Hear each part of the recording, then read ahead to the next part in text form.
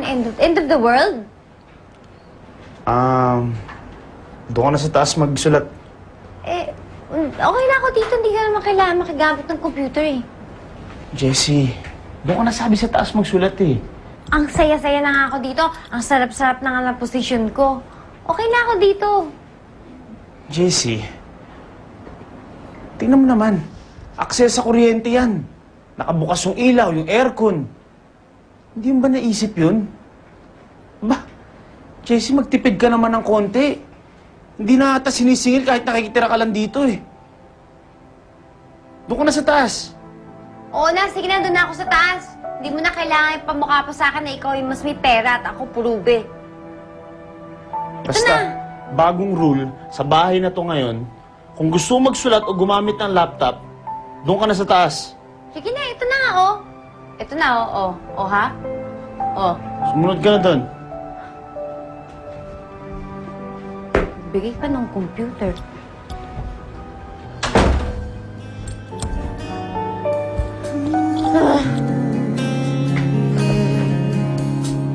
Sorry. Bilisan mo! Ito na nga! Little conversations are turning into little sweet sensations, and they're only getting sweeter every time. Our friendly get-togethers are turning into visions of forever.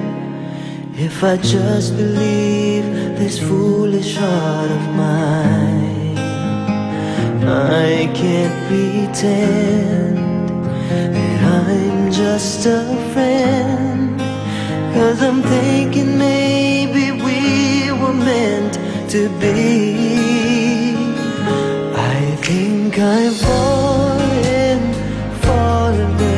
in love with you, and I don't know what to do.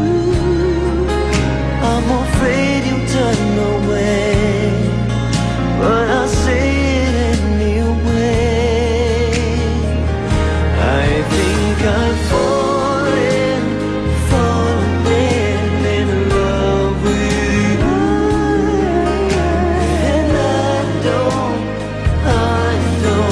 know what to do.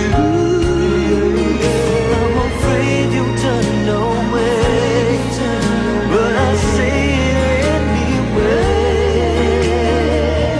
I think I've fallen. Ang swerte ngayong linggo, times 4.